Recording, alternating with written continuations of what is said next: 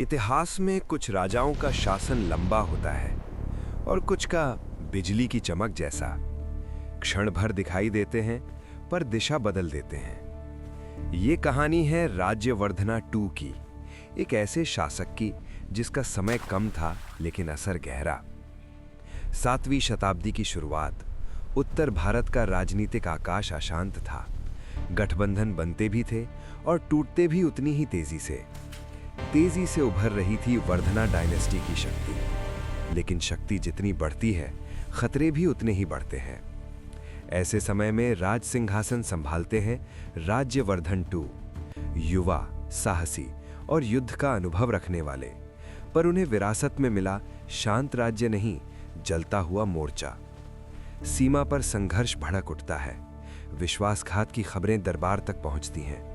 मित्र और शत्रु के चेहरे बदलने लगते हैं।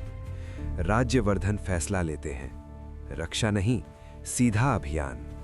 सेना तेजी से कूच करती है। टकराव होता है, प्रहार होता है और कुछ समय के लिए विजय करीब दिखाई देती है।